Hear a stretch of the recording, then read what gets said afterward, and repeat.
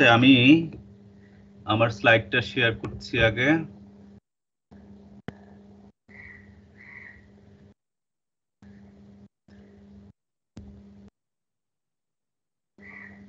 দেখতে পাচ্ছ?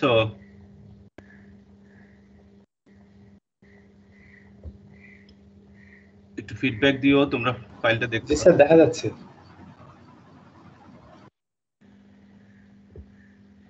ওকে, এটা তো তোমার বয়লিং এর আজকে দ্বিতীয় অংশ।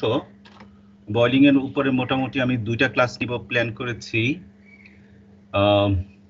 আর 2টা ঠিক না, 1.5, আর আজকে তারপরে কিছু একটা অংশ আমি তোমার কনডেনসেশনের উপরে নিব। সব মিলে 3টা ক্লাসে আমি বয়লিং এন্ড কনডেনসেশন শেষ করার প্ল্যান। এগুলো নিয়ে অনেক কিছু বলা যায়, অনেক কিছু, অনেক লেকচার দেওয়া যায়, বাট ধারণ ক্ষমতার একটা বিষয় আছে, একটা কোর্সের অবজেক্টিভ আছে। তোমরা যে কোর্স সেটার একটা অবজেক্টিভ আছে, এটা খুব ইন্ট্রোডাক্টরি লেভেলে তোমাদের হিট ট্রান্সফার এই মোডস গুলো ইন্ট্রোডিউস করা মূলত। হ্যাঁ, তো আমরা বয়লিং ফান্ডামেন্টালস তোমাদের সাথে শেয়ার করেছি, boiling curve and boiling regimes এগুলো করেছি। আজকে কোরিলেশনস গুলো নিয়ে একটু কথা বলবো, একটু বলেছি, আর একটা প্রবলেম হয়তো করব।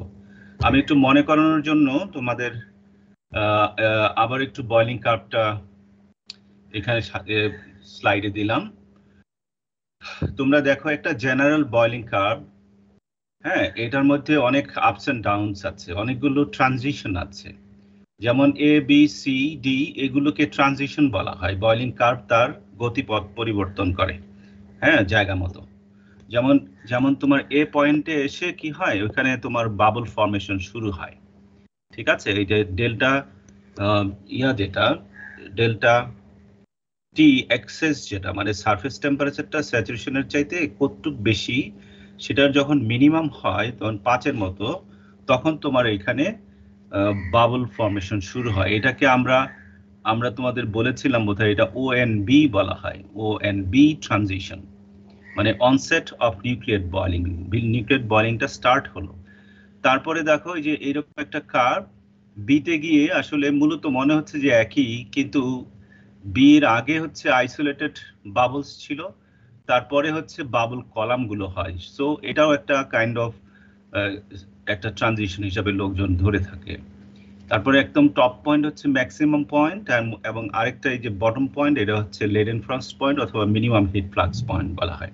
তো এইগুলো আমরা ক্যারেক্টারিস্টিক্স গুলো তোমাদেরকে আমি শেয়ার করেছি, কন্ডিশনস গুলো শেয়ার করেছি, আবার একটু মনে করানোর জন্য আমি বললাম। I am going to the next slide. এখন ধরো এই যে নিউক্লিয়েট বয়লিং, যেটা মানে তোমার এ থেকে সি, এই জায়গাটাতে যদি আমরা হিট ট্রান্সফার অথবা সারফেস টেম্পারেচার এস্টিমেট চাই,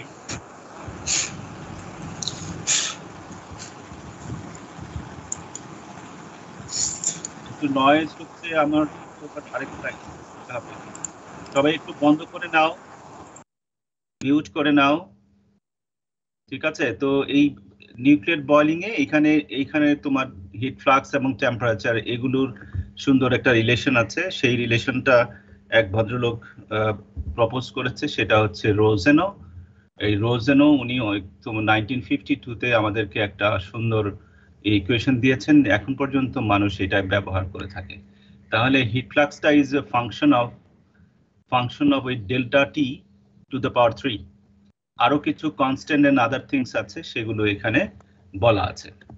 সো এটা একটা ইন্টারেস্টিং, ভেরি ইম্পর্টেন্ট একটা রিলেশন, যেটা আমরা ইউজ করে বিভিন্ন কিছু করতে হয় আর কি, বিশেষ করে হিট ট্রান্সফার এস্টিমেট করতে হয়। এন্ড যদি দরকার হয় হিট ট্রান্সফার কোএফিশিয়েন্ট, সেটাও করা যায়। এই ইকুয়েশনটাকে তুমি ইচ্ছা করলে হিট ট্রান্সফার কোএফিশিয়েন্ট, হ্যাঁ, টাইমস টেম্পারেচার ডিফারেন্স, এইভাবে তুমি প্রকাশ করতে পারো। তাহলে তার মানে কি, এটার থেকে তুমি ইচ্ছা করলে হিট ট্রান্সফার কোএফিশিয়েন্টও ক্যালকুলেট করতে পারো। ইটস আপ টু ইউ তুমি কিভাবে এটা ইউজ করবে।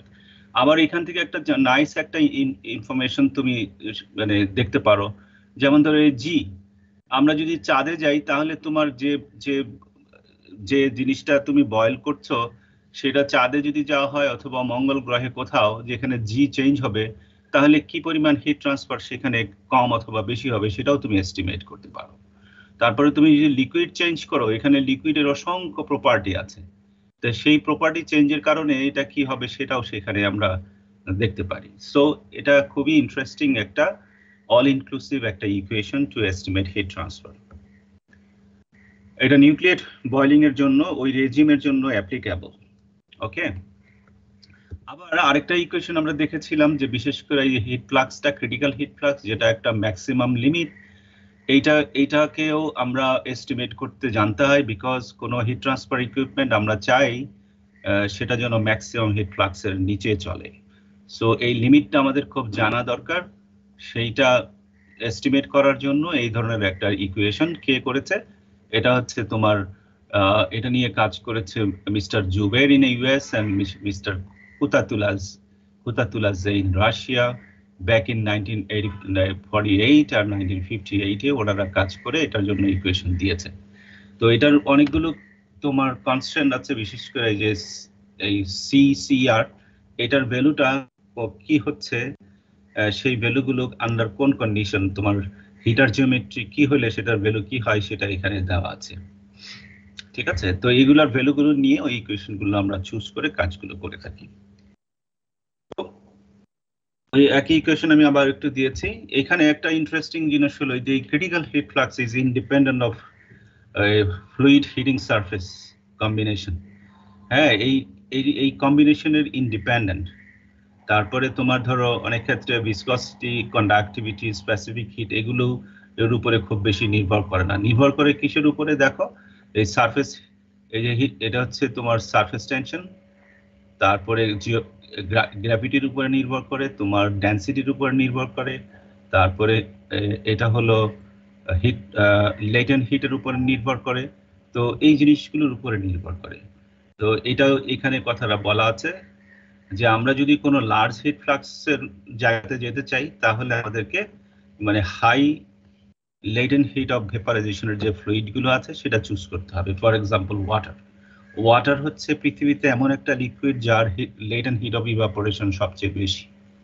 ঠিক আছে, তো এইগুলো হচ্ছে আমাদের খুব মানে দিবালকের মতো সত্য ইনফরমেশন, যেগুলো বেসড অন এক্সপেরিমেন্ট করে লোকজন আমাদেরকে বলে দিয়েছে। তাহলে মূলত আমরা কনসেন্ট্রেট করছি নিউক্লিয়েট বয়লিং এর তোমার হিট ফ্লাক্স কিভাবে এস্টিমেট করবে সেটার উপরে, এবং তোমার ক্রিটিক্যাল হিট ফ্লাক্স যে লিমিটটা, সেই লিমিটটা আমরা মানে দেখার চেষ্টা করি। সাধারণভাবে তোমার লোকজন করে কি, এই যে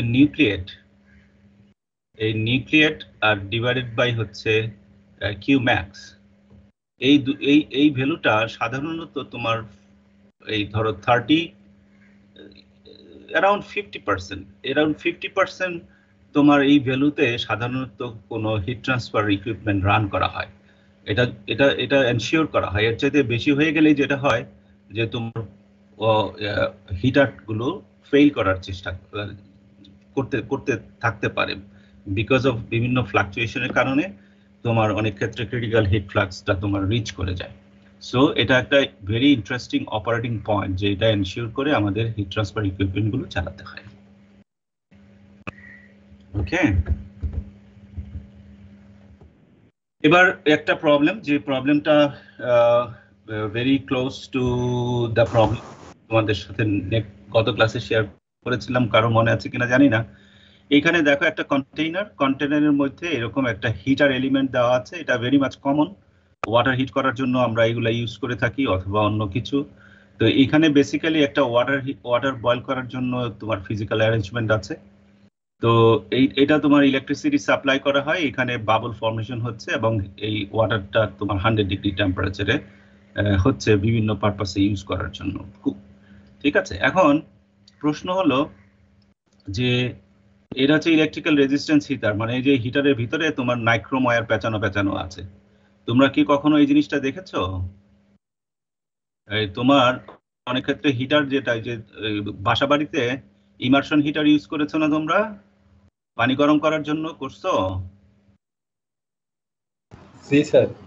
হ্যাঁ, এই যে এই ধরনের পেঁচানো নাইক্রোম ওয়্যার যেগুলা ইনসুলেটেড থাকে, এগুলো তোমার এখানে দেওয়া হয়, উপরে একটা শীত থাকে, শীত এই শীত থাকলে যেটা হয় যে সে পানির সাথে এই নাইক্রোমায়ের সরাসরি কন্ট্যাক্ট থাকে না, এটার সাথে তোমার প্লাস মাইনাস করে ইলেকট্রিসিটি সাপ্লাই করে তুমি হিটটা এখানে সাপ্লাই করতে পারো, যেটা নর্মালি করা হয়। এবং তোমার আমরা যদি ইস্ত্রি করার চেষ্টা করি, আয়রন যেগুলো দিয়ে আমরা কাপড় ইস্ত্রি করি, সেখানেও মূলত এই ধরনের হিটার থাকে, ঠিক আছে। তারপরে ইমার্শন হিটার তো আছে, যেটা আমরা কন্টিনিউয়াসলি ব্যবহার করছি। আর এইখানে বেশ কিছু ফিলার ম্যাটেরিয়াল থাকে, কারণ এই দুটোর মধ্যে যেন কখনো ইলেকট্রিক্যাল কানেক্টিভিটি না হয়, মানে শর্ট না হয়ে যায়। যদি শর্ট হওয়া মানে হচ্ছে আসলে এটা পুড়ে যায়।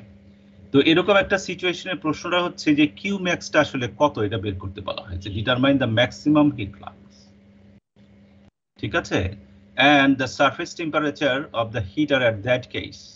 তার মানে এই যে টিএসটা আমাদেরকে বের করতে হবে অ্যাট কিউ ম্যাক্স। তার মানে কিউ ম্যাক্সটা আমাদেরকে বের করতে হবে। আরেকটা জিনিস বের করতে হবে যে টিএস অ্যাট কিউ ম্যাক্স। এই দুটো জিনিস আমাদেরকে বের করতে হবে আন্ডার দিস পার্টিকুলার প্রবলেম। এখন এই প্রবলেমটা সলভ করতে গেলে আমি কুইকলি যাব। আমাদের হাতে টুল আছে আসলে এই দুটো। এই যে ধরো ক্রিটিক্যাল হিট ফ্লাক্সের যে ইকুয়েশনটা আছে সেটা আমার আছে, আবার নিউক্লিয়েট বয়লিং এর এই ইকুয়েশনটাও আছে।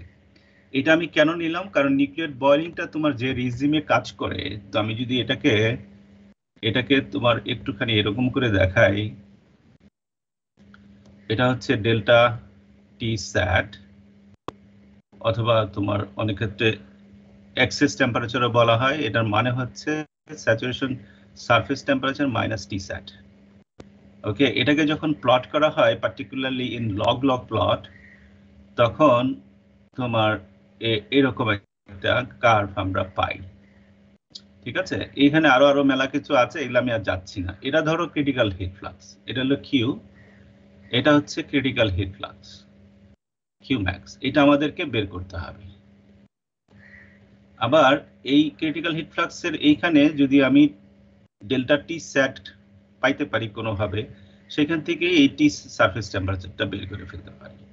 এই হচ্ছে মূলত আমাদের কাজ, ঠিক আছে। এখন এইটা জানতে গেলে এটা যদি করো, তাহলে তোমার ওয়াটারের প্রপার্টি লাগবে, প্রপার্টিজ অফ ওয়াটার অ্যাট ওয়াটারের তো তোমার 100 ডিগ্রি সিতে ছিল, তাহলে সেখানে রো এল, রো ভি, তারপরে সিগমা, তারপরে এইচএফজি, তারপরে সিপি, এখানে মিউ এল দরকার হয়, এন্ড সো ফোর্থ, যা যা আছে সবগুলো আমরা ওই একটা প্রপার্টি টেবিল থাকবে, সেখান থেকে রিড করে ফেলতে পারবো। আর এই সিআর এর ভ্যালুটা ওই যে ওই একটু আগে যেটা আমি দেখালাম, আমি যদি সেখানে আবার ফেরত যাই, এইখানে এই যে সিআর এর ভ্যালুটা তোমার এইখান থেকে আমরা নিতে পারি। এই যে স্মল হরাইজন্টাল ফ্ল্যাট হিটার হয়েছে, লার্জ হরাইজন্টাল তোমার cylindrical heater, small horizontal cylindrical heater, এই ধরনের ভ্যালুগুলো আসলে তোমার জানা আছে। তো এইগুলো দিয়ে আমরা করতে পারি, এটা ইউজ করতে পারি। তো মূলত এটা আমার ক্ষেত্রে সিলিন্ড্রিক্যাল হিটার যেহেতু, সো তুমি এই ভ্যালুটা নিয়েই কাজ করলেই হবে 1.2, তারপরে সরি 0.12 তে গিয়ে যদি আমরা এটা করি, তাহলে তোমার এই সিগমা জি ও বি এগুলো এভরিথিং আছে, তাহলে তুমি ক্যালকুলেট করে ফেলতে পারো তোমার 1 পয়েন্ট। আমি জাস্ট ভ্যালুটা দিয়ে দিই, তুমি চেক করে দেখতে পারো পরবর্তী সময়, because we don't have time, কিছু সময় বাঁচায় নেই, কারণ এগুলো খুব সিম্পল জিনিস। আই বিলিভ যে এটা তোমাকে ফলো করতে কোনো সমস্যা হবে না। এটা হচ্ছে এত ওয়াট পার মিটার স্কয়ার, এটা হচ্ছে তোমার critical heat flux. Critical heat ফ্লাক্সটা তোমার এত হবে। এটা যখন আমার জানা হলো, তখন তুমি এইখানে আন্ডার দিস পার্টিকুলার তোমার হিটার এবং এক্সপেরিমেন্ট, তুমি এটাকে নিউক্লিয়েট বয়লিংটা বিশেষ করে এই পয়েন্টে সি পয়েন্টে, এই পয়েন্টে তুমি প্রেডিক্ট করতে পারো, এই নিউক্লিয়েট বয়লিং এর ইকুয়েশন দিয়েও করতে পারো, ক্রিটিক্যাল হিট ফ্লাক্স দিয়েও করতে পারো। তাহলে এটাকে তুমি যদি কিউ ম্যাক্স এর সমান বলে দাও, তাহলে এই ভ্যালুটা আমার জানা 1.017 টাইমস 10⁶, তাহলে এইখানে অন্যান্য সব কিছু তুমি যদি বসিয়ে দাও, তাহলে দেখবা যে এই টি সেটটা, এই জিনিসটাই আমার এখানে আননোন, আর অন্য কিছু জানা আছে। তাহলে এখান থেকে একটু ট্রায়াল করে তোমাকে টিএস এর ভ্যালুটা বের করে ফেলতে হবে, সেটার ভ্যালুটা হবে 1199 ডিগ্রি সি। তো এইভাবে আমরা আসলে মূলত তোমার সারফেস টেম্পারেচারটা বের করে ফেলতে পারবে। ঠিক আছে, মানে সোজা কথা গিভেন ইনফরমেশন থেকে আরো কিছু অনেক কিছু তোমাকে জিজ্ঞেস করবে অ্যাজ অ্যান ইঞ্জিনিয়ার, তোমার কাছে টুলস আছে, ইউ ক্যান ইজিলি ক্যালকুলেট। এখন এখানে যে প্রশ্নটা করা হয়নি সেই প্রশ্নটা যদি আমি তোমাকে করি, যে কোনো কারণে বলা হলো যে তোমার এখানে যে পরিমাণ ভেপার তৈরি হচ্ছে অ্যাট কিউম্যাক্সে তোমার যে পরিমাণ তোমার ভেপার ওইখানে জেনারেট করছে সেটা তুমি একটু এস্টিমেট করো। তাহলে সেটা তুমি এস্টিমেট করবে তোমার মূলত এইভাবে, এটা টাইমস সারফেস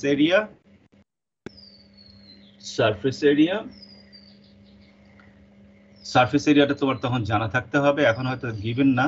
আবার এখানে এইচএফসি দিয়ে তুমি যদি গুণ করো, ভাগ করো, তাহলেই তুমি এটার কি পরিমাণ ভেপার ওখানে জেনারেট করছে at critical heat flux you can estimate. So these are the just simple step to calculate different unknowns when some things are given.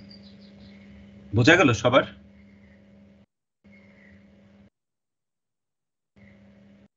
একটু ডিফিকাল্ট হলো? না স্যার, quite straightforward, right? জি স্যার। রুল নাম্বার 120, তুমি কিছু বলো। 120 আছো? আমি just তোমার সাথে একটু কানেক্ট করতে যাচ্ছি। জি স্যার, বুঝছি স্যার। বুঝছো না? ওকে, গ্রেট। তো আমি তাহলে এইটাই হচ্ছে বয়লিং এর পার্ট ছিল। আমি বয়লিং এর আরো অনেক কিছু আসলে বলার আছে, বুঝছো, বলা যায়, কিন্তু for the purpose of the course আমি অনেক কিছু স্কিপ করছি। এই জন্য তুমি মনে করো না যে this is your complete study, this is the just the beginning of your life. যারা বয়লিং সম্বন্ধে জানবে তাহলে these are the kind of alphabets. হ্যাঁ, তোমাকে আরো সময় দিয়ে বিভিন্ন কিছু করে কমপ্লিট ইঞ্জিনিয়ারিং ব্যাকগ্রাউন্ড তৈরি করতে হবে। আমি একটা জিনিস তোমাকে একটু জাস্ট শেয়ার করতে চাই, সেটা হলো যে বয়লিং হিট ট্রান্সফারটা আমাদের সাধারণত অনেক ক্ষেত্রে এনহ্যান্স করতে হয়। কিভাবে আমরা এটা এনহ্যান্স করি? কারণ এটা যে কোনো ইকুইপমেন্ট তুমি ডিজাইন করবা, সেখান থেকে যদি আমি বেশি হিট ট্রান্সফার করতে পারি, এটা অনেক সময় ডিজায়ারেবল কি বলে যে ডিজায়ারেবল একটা অবজেক্টিভ হয় আর কি। তো সেই ক্ষেত্রে এই কতগুলো এখানে পয়েন্ট আছে, সেগুলো মাথায় রাখলে তাহলে তোমার ডিসিশন নিতে সুবিধা হয়। The rate of heat transfer in nuclear boiling regime strongly depends on the number of active sites.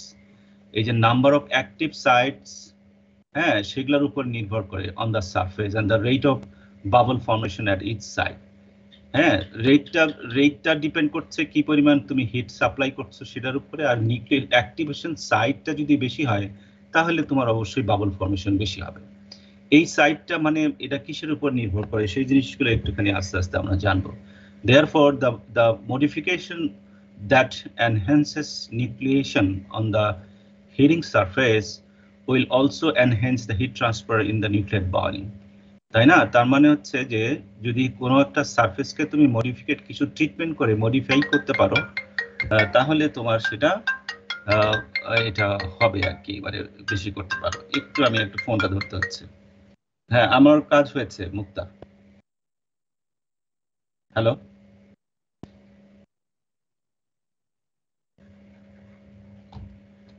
তো এটা হচ্ছে সিচুয়েশন যে সারফেসের অনেক সময় মডিফিকেশন করতে হয়। সেই মডিফিকেশনটা কি, যখন তুমি একটা ইউটেন্সিল ধরো ডিজাইন করলা বাজারে লোকজনের কুকিং এর জন্য, তখন করবা কি, ওই ইউটেন্সিলটা কি আসলে তার সারফেসটা তুমি মিরর পলিশ সারফেস নিবা, নাকি সেখানে রাফনেস থাকবে, নাকি এডিশনাল কিছু তোমার নিউক্লিয়েশন সাইট তুমি তৈরি করে তারপরে সেটা দিবে? অ্যান্সারটা হচ্ছে তোমার এই ধরনের তোমার অ্যাক্টিভ সাইটস আর্টিফিশিয়ালি তৈরি করে তারপরে তোমার দিলে হিট ট্রান্সফারটা বেটার হয়। কারণ হিট ট্রান্সফারের মূল উদ্দেশ্য হচ্ছে যে লিকুইডটা যেন কুইকলি তার টেম্পারেচারটা যেন 100 ডিগ্রি রিচ করে, অথবা তুমি হায়ার টেম্পারেচারে করতে চাও তাহলে আর একটু প্রেশারাইজ করতে হয়। ঠিক আছে? তো এই ধরনের নিউক্লিয়েশন সাইট আর্টিফিশিয়ালি দিয়ে দেওয়া হয়। আবার যে কোনো সারফেস যখন তোমার কোনো অর্ডিনারি মেশিনিং প্রসেসে তৈরি করা হয়, সেখানে বেশ কিছু মেশিন ইনডিউসড রাফনেস তৈরি হয়। ওই রাফনেসগুলো তোমার নিউক্লিয়েশন সাইট হিসাবে কাজ করে। যে কোনো একটা সারফেস, যেমন ধরো একটা পট যদি এরকম হয়, এই পটটার এই সারফেসটা তুমি যদি খুব বড় করে দেখো তাহলে দেখবা যে এখানে আসলে তোমার এরকম এরকম ওয়েভি নেচারের তোমার থাকে, যেখানে যেখানে এইসব জায়গাতে নিউক্লিয়েশন সাইট হিসেবে কাজ করে, নিউক্লিয়েশন সাইট হিসেবে কাজ করে। তার মানে সারফেসের রাফনেস অথবা আর্টিফিশিয়াল নিউক্লিয়েশন সাইটস তুমি যত ইন্ট্রোডিউস করবা, তোমার হিট ট্রান্সফারটা তত বেটার হবে। এই জিনিসগুলো একটু মাথায় রাখা দরকার। ওকে, তাহলে এটা বয়লিং নিয়ে আমাদের আপাতত শেষ হলো। তোমরা হয়তো ভবিষ্যতে ফ্লো বয়লিং, তারপরে আরো সাবকুল বয়লিং, অনেক অনেক বয়লিং এর নাম শুনবে। তো সেগুলো এখন আর এই ক্লাসের মধ্যে আমরা শেয়ার করছি না, ঠিক আছে?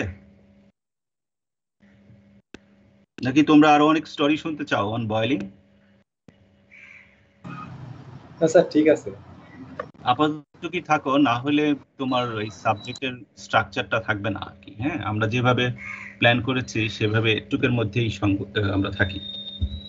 মানে আমাদের কিছু কিছু টার্মিনোলজি আমাদের জানা থাকতে হবে, যেমন বয়লিং কার্ভটা সম্বন্ধে ভালো জানা থাকতে হবে, ক্রিটিক্যাল হিট ফ্লাক্স সম্বন্ধে জানা থাকতে হবে, এবং হিট ট্রান্সফারটা কিভাবে এস্টিমেট করতে হয় সেটা জানা থাকতে হবে, অ্যান্ড সো ফর্থ।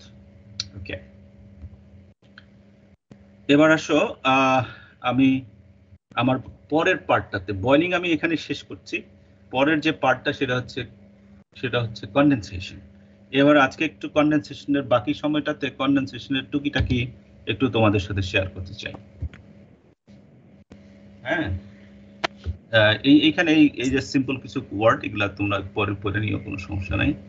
এই কনডেনসেশনের মধ্যে যে জিনিসটা আমরা পড়তে চাই সেটা হচ্ছে তোমার কনডেনসেশন ফান্ডামেন্টালস, তারপরে হচ্ছে এটা অ্যানালাইসিস অফ ফিল্ড কনডেনসেশন। তার মানে অনেকগুলো রকমের কনডেনসেশন আছে, আমরা দেখব কি কি ধরনের কনডেনসেশন হয়, সেখানে একটা টাইপটা আমরা একটু অ্যানালাইসিস করে দেখব ম্যাথামেটিক্যালি।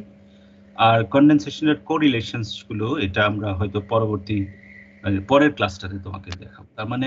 তার মানে হচ্ছে ফান্ডামেন্টাল এন্ড হচ্ছে ফিল্ম কনডেনসেশনের অ্যানালাইসিসটা আজকের সামনের সময়টাতে তোমাদের সাথে একটু শেয়ার করতে চাই। একটু ঝড়ের বেগে যাওয়ার চান্স আছে আর কি। হ্যাঁ, তো তোমরা অনেক অনেক ক্যাপেবল মানুষ, অনেক স্মার্ট। হ্যাঁ, একটু ফাস্টার গেলেও তোমার সমস্যা হবে না। কারো যদি সমস্যা হয় আমাকে কোয়েশ্চেন করবা। ওকে, লোকজন খুব ডিস্টার্ব করছে। হ্যালো, হ্যাঁ হ্যাঁ, হয়েছে হয়েছে, আমি এখন একটা ক্লাসে আছি, পরে কথা বলি। তো আমার অবজেক্টিভ নিশ্চয়ই ক্লিয়ার, যে কনডেনসেশনের কোন অংশটুকু আমরা পড়তে যাচ্ছি। মাঝে মাঝে একটু জি স্যার বলো। আছো তো না আমার সাথে তোমরা? জি স্যার, আছি। জি স্যার, জি ওকে, স্যার। এটা হলো বিশাল প্রবলেম, বুঝছো? একদম মানে ব্লাইন্ড মারতেছি, তোমাদের চেহারা দেখতে পারি না। ওটা দেখাটা আসলে লেকচারের জন্য একটা বিশাল বড় এনার্জি, ঠিক আছে? তোমরা তো সেটা বুঝতে চাও না, চুপচাপ থাকো, কথা বলো না। ওকে, এবার দেখো, ওই যে আমরা কিছু অ্যাপ্লিকেশন বলি, যে কনডেনসেশন আমি পড়ছি, আমরা কেন কনডেনসেশন পড়বো, ওয়াই? কনডেনসেশনের অসংখ্য, এটা একটা হিট ট্রান্সফার প্রসেস। হ্যাঁ, একটু আগে আমি বলেছি যে এটা একটা হিট ট্রান্সফার প্রসেস, এটা একটা phase change heat transfer process, এটাকে কনভেকশন বলতে পারো, এটা অনেক কিছুই বলতে পারো, আর হিট এন্ড মাস ট্রান্সফার বলতে পারো, যে কোনো ভাবেই বলতে পারো। তো এটার অনেক অ্যাপ্লিকেশন আছে। যেমন ধরো, আমরা যে আমাদের বাসার চোখের সামনে যে জিনিসটা আমরা সবাই ব্যবহার করি, সেটা হচ্ছে ফ্রিজ। ঠিক আছে, ফ্রিজের মধ্যে একটা কন্ডেন্সার আছে, এসির মধ্যে একটা কন্ডেন্সার আছে, তারপরে তোমার স্টিম পাওয়ার প্ল্যান্টে কন্ডেন্সার আছে, তাই না? যে র্যাঙ্কিন সাইকেলের কথা মনে আছে তোমার?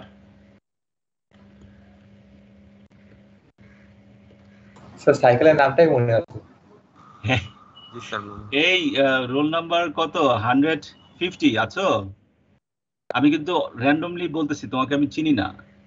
150, 105, 150, জি স্যার, 150।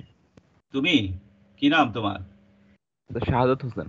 শাহাদত, বলো। তাই যে আমাদের দেশে যে ইলেকট্রিসিটি তৈরি হয় পাওয়ার প্ল্যান্ট গুলোতে, হ্যাঁ, স্টিম থেকে যে ইলেকট্রিসিটি তৈরি হয়, সেখানে যে থার্মোডাইনামিক সাইকেলটা ইউজ করা হয় সেটাকে বলা হয় র্যাঙ্কিন সাইকেল। সেখানে একটা বয়লার থাকে, বয়লার থেকে স্টিমটা যায় টারবাইনে, তারপরে একটা কন্ডেন্সার থাকে, সেই কন্ডেন্সার থেকে আবার পাম্প করে আবার বয়লারে নিয়ে যাওয়া হয় এই লিকুইডটা, ওয়াটারকে। ঠিক আছে, এটা তো আমরা জানি সবাই, তাই না? যে কন্ডেন্সার, এই কন্ডেন্সারটা মানে ইজ এ ভেরি ইউজফুল একটা হিট ট্রান্সফার ডিভাইস। এখান থেকে হিটটা বের করে দেওয়াই আমাদের কাজ, এবং ভেপার থেকে স্টিমে কন্ডেন্সেট তৈরি করা হচ্ছে কাজ। তো এই জন্য condensers are widely used in steam power plants, number 1। Number 2 হচ্ছে condenser is used in refrigeration system, air conditioning system. হ্যাঁ, যেমন ধরো এয়ার কন্ডিশনার যেগুলো আছে স্প্লিট টাইপ, ওই আউটডোর ইউনিটে দেখবা যে ওইখানে একটা ফ্যান আছে, ওইখানে তোমার রিফ্রিজারেন্টকে যে সে লিকুইড বানাই দেয়, তারপরে সেটা আবার ক্যাপিলারি টিউব অথবা ক্যাপিলারি ভালভ হয়ে আবার ইভাপোরেটরে চলে আসে এখানে রুম থেকে হিটটা বের করার জন্য। তো কন্ডেন্সারের ইউজ মানে খুব প্রপার ইঞ্জিনিয়ার্ড ইউজেস আছে এখানে। তারপরে হচ্ছে ডিস্টিলেশন স্টিল। হ্যাঁ, ডিস্টিলেশন স্টিল, সেইখানে ডিস্টিলেশন মানে হচ্ছে কোনো কারণে ধরো তুমি খুব খারাপ ওয়াটার আছে, হ্যাঁ, surface water is very dirty, তারপরে তোমার মনে হলো যে না, আমার আর কোনো অন্য অপশন নাই, আমি এখান থেকে ওয়াটার, পিওর ওয়াটার বানায়া তারপরে সেখানে আমি একটা ড্রিঙ্ক করব অথবা অন্য কাজ করব। তখন করা হয় কি, তোমার একটা বয়লারের মতো থাকে, সেখানে তোমার হিটটা করা হয়, মানে দেওয়া হয়, তারপরে সে স্টিম হয়, আরেক জায়গায় কনডেন্স করে তারপরে ওই ওয়াটারটা ইউজ করা হয়। এগুলাকে বলা হয় তোমার ডিস্টিলেশন স্টিল। আমি আমি আমি আবার ফোনটা ধরা যাচ্ছে, সরি। হ্যালো, এই আমি একটু ক্লাসে আছি, আমি কিছুক্ষণ পরে ফোন দিই, 11টায় আমি ফোন দিচ্ছি। হ্যাঁ হ্যাঁ, কি বলবে আপনার, কি বলবে? আমি মার ফোনে ফোন দিব নি? তোর কিছু বলার আছে কিনা? হ্যাঁ, কি? আমি তো ক্লাসে এখন, পরে আলাপ করবো নি আমি, হ্যাঁ একটু পরে ক্লাস থেকে। হ্যাঁ, তো এগুলো হচ্ছে তোমার কন্ডেনসেশনের অ্যাপ্লিকেশন। ওকে, তো আরো অনেক অ্যাপ্লিকেশন আছে, আমি জাস্ট 3টা এখানে তোমার শেয়ার করলাম। এবার একটু অন্য টপিকে আসি। এই যে কন্ডেনসেশন, এটার একটু ফিজিক্সটা একটু বলার চেষ্টা করি, আসলে কি। এটা একটা প্রসেস যেটা ভেপার থেকে আমরা লিকুইড পাই, এই কথাটা আমি এখানে বলে দিয়েছি যে কন্ডেনসেশন হচ্ছে ফ্রম ভেপার আমরা লিকুইড পাচ্ছি, এখান থেকে হিটটা বের করে ফেলতে হয় ভেপার থেকে। ভেপারের তোমার এনথালপি অনেক হাই, আর লিকুইড করলে এখান থেকে তুমি যদি হিটটা বের করে দাও তাহলে তুমি লিকুইড পাবে। That is the story. It occurs হয়, এটা আরেকটা ফিজিক্যাল কন্ডিশন স্যাটিসফাই করতে হয়। সেটা হচ্ছে যে ভেপার যখন একটা সারফেসের কন্ট্যাক্টে আসে যার টেম্পারেচার Ts, এবং সেই সারফেস টেম্পারেচারটা যদি তোমার এই স্যাচুরেশন টেম্পারেচারের চাইতে কম থাকে, যেমন তুমি যদি ওয়াটার ভেপার নিয়ে কাজ করো, আমি এক্সাম্পল দিই, ওয়াটার ভেপার নিয়ে যদি কাজ করো, ধরো এই ওয়াটার ভেপারের টেম্পারেচারটা হলো তোমার 120 ডিগ্রি, একটু সুপার হিটেড অথবা, ঠিক আছে, এরকম। সেটা যদি কোনো একটা সারফেসের তোমার এক্সপোজারে আসে, এবং এটা হচ্ছে অ্যাট অ্যাটমসফিয়ারিক প্রেসার, প্রেসারটা হচ্ছে তোমার 1 অ্যাটমসফিয়ার, তাহলে 1 অ্যাটমসফিয়ার প্রেসার হলে আসলে তোমার বেসিক্যালি এটা 100 ডিগ্রি সি থাকবে। তাহলে তোমার এই সারফেসের টেম্পারেচারটা যদি কেউ ধরো 80 ডিগ্রি মেইনটেইন করে, তাহলে এখানে আসার সাথে সাথে সে আস্তে আস্তে এই যে ড্রপলেট তৈরি হবে, মানে ড্রপলেট তৈরি হবে, সেটাকে তুমি যদি কোনো জায়গায় কালেক্ট করো, আলটিমেটলি সেটাকে তুমি ইউজ করতে পারবা কন্ডেন্সেট আকারে যেখানে দরকার হবে। তার মানে কন্ডিশনটা হচ্ছে যে surface temperature should be less than the saturation temperature, মানে যেখানে তোমার কন্ডেনসেশন হয় যে টেম্পারেচারে, সেটার চাইতে কম থাকতে হবে। আর এই দুই রকমের তোমার কন্ডেনসেশন সাধারণত হয়, একটাকে বলা হয় ফিল্ম কন্ডেনসেশন, আরেকটাকে বলা হয় drop condensation, drop wise condensation. তুমি বুঝতে পারছো নাম থেকে যে প্রথমটা হচ্ছে এমনভাবে কন্ডেনসেশন হবে যে এখানে একটা লিকুইড ফিল্ম তৈরি হবে, আর দ্বিতীয়টা হচ্ছে তোমার সারফেসটা এমন হবে সেখানে ড্রপ ফর্ম করবে, ড্রপলেট ফর্ম করবে, এবং ড্রপলেটটা আস্তে আস্তে গ্রো করবে, তারপরে তার গ্র্যাভিটিতে সে নিচে পড়ে যাবে, কিন্তু ফিল্ম তৈরি হবে না। ঠিক আছে, এইভাবে তোমার ফর্মেশন হয়।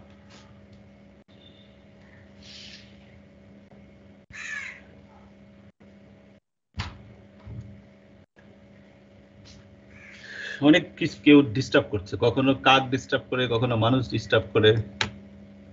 হ্যাঁ, অল ওভার, মানে প্রবলেমস অল অ্যারাউন্ড।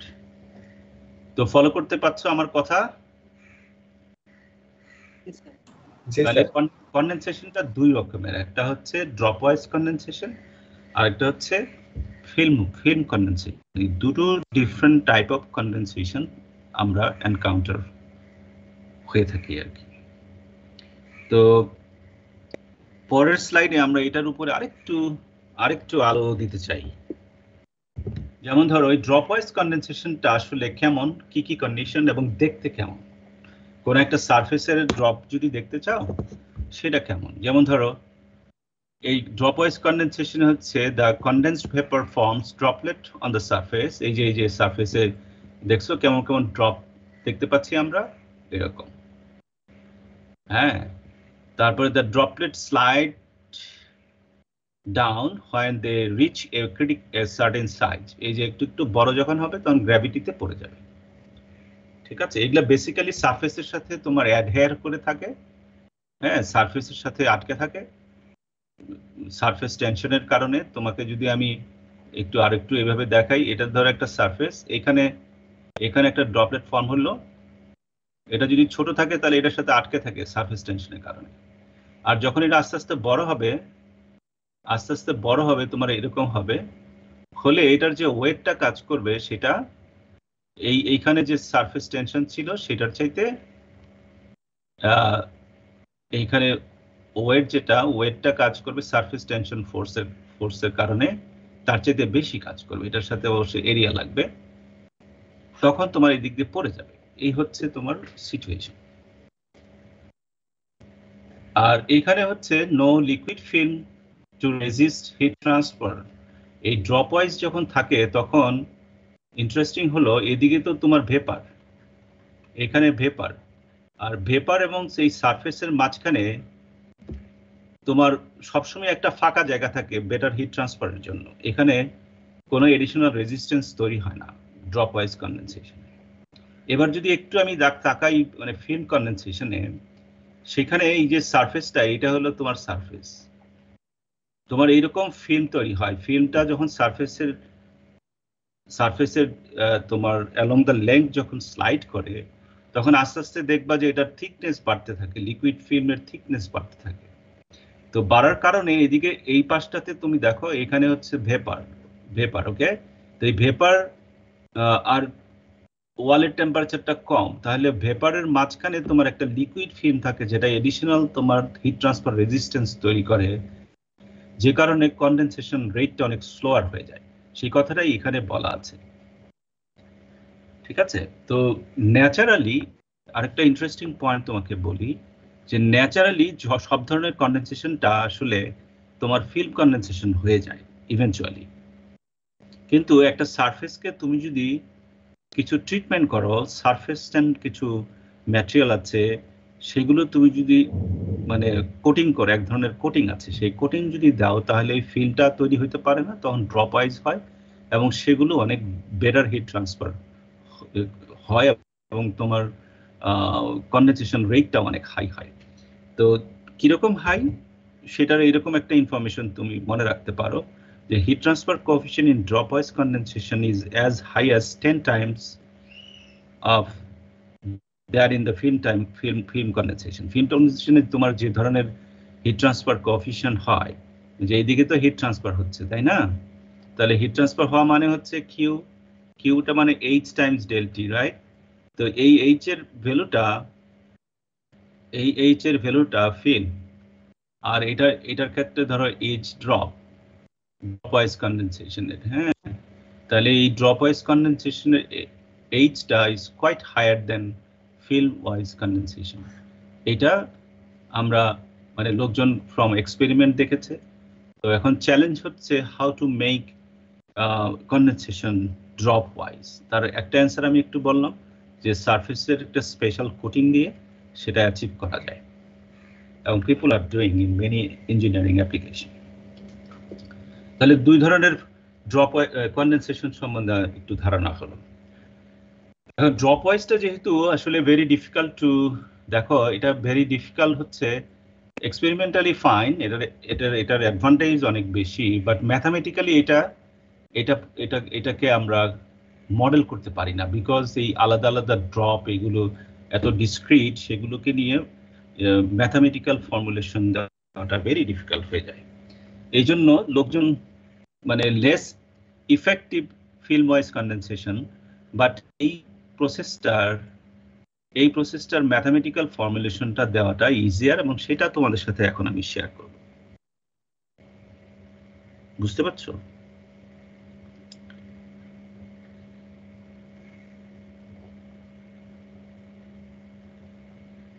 ঠিক আছে না? পরের স্লাইডে যাই।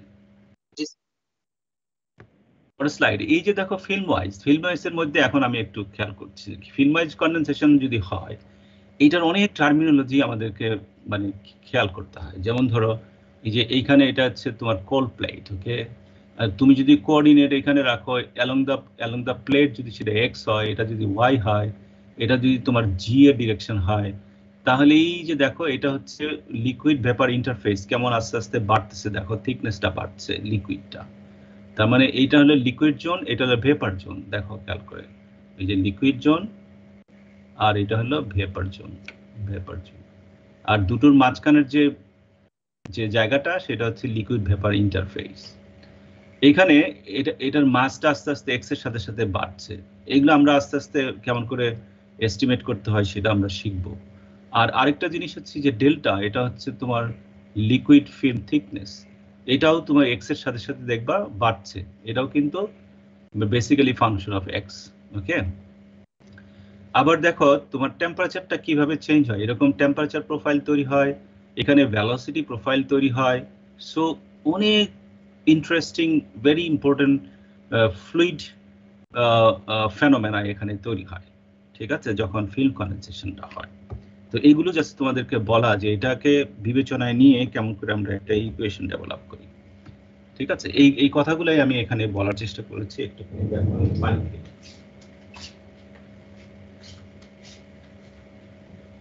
ফিল্ম ওয়াইজ কন্ডেনসেশনের তোমার ভেরি মানে ইম্পর্টেন্ট টার্মিনোলজি গুলো এখানে আমি তোমাদের সাথে শেয়ার করলাম। এখন এটাকে ম্যাথমেটিক্যালি মডেল করার জন্য, যেমন ধরো মডেল মানে কি, তোমাকে বলা হলো যে হিট ট্রান্সফার, ওই যে টেম্পারেচার প্রোফাইলটা যে এরকম হচ্ছে, এটা তুমি বের করো। অথবা কেউ একজন বললো যে না, ওয়াই যেটা মানে ভেলোসিটি ডিস্ট্রিবিউশন, সেটা এরকম, এটা তুমি বের করো। অথবা বললো যে না, মাসটাও বের করো এক্স এর সাথে কেমন, অথবা ডেল্টা এক্স এর সাথে কেমন, এরকম বের করো। তো এইগুলোকে বের করার জন্য আমাদেরকে ম্যাথমেটিক্যাল অ্যাপ্রোচগুলো ফলো করা লাগে। তার জন্য যে টুলগুলো আমাদের কাছে আছে সেটা হলো মাস ব্যালেন্স, এনার্জি ব্যালেন্স, এইগুলো করে তারপরে সেটা করতে হয়। তো সেটাই আমি তোমাদেরকে একটু স্টেপ বাই স্টেপ বলার চেষ্টা করব। আমাদের কতটুক সময় আছে? সময় তো বেশি নাই হে। হ্যাঁ, আমি কি কন্টিনিউ করব? স্যার থাক আজকে।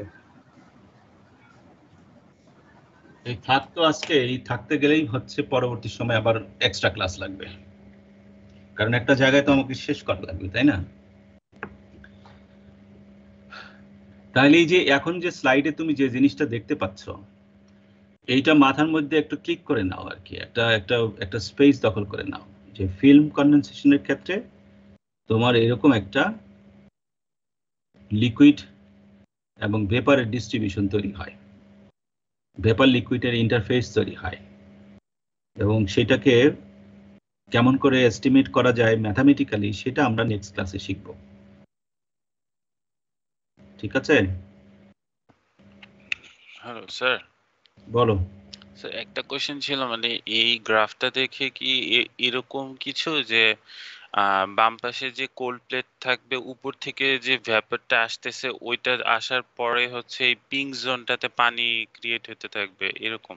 এক্স্যাক্টলি, কারণ ভেপারের তোমার টেম্পারেচার তো হাই। হ্যাঁ, হাই মানে কি, টেম্পারেচার ধরো 100, মানে অ্যাটমসফিয়ারিক প্রেসারে যদি থাকে তাহলে ভেপার ফর্মে থাকা মানে হচ্ছে 100 ডিগ্রি, মানে অল গ্যাস। আচ্ছা আচ্ছা। এটা যখন এই ঠান্ডার এক্সপোজারে আসবে, সে সে কি করবে, তার হিটটা ছেড়ে দিবে ওইখানে, ছেড়ে দিলে সে লিকুইড হয়ে যাবে। ঠিক আছে, লিকুইড হলে ওই তোমার ভেপারটা ওই ফিল্মটা গ্রো করা শুরু করবে ফ্রম দ্য টপ।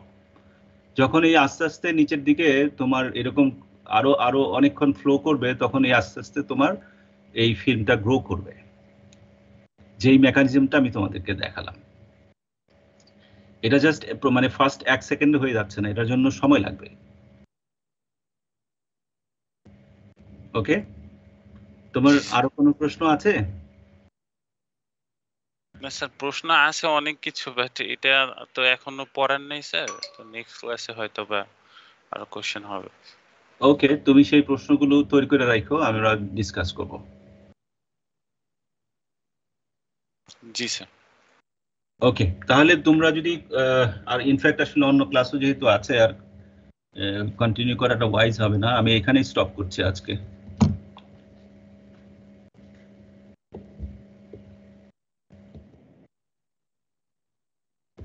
আরো অন্য কারো যদি কোনো কমেন্ট থাকে আমাকে বলো, আদারওয়াইজ নেক্সট ক্লাসে।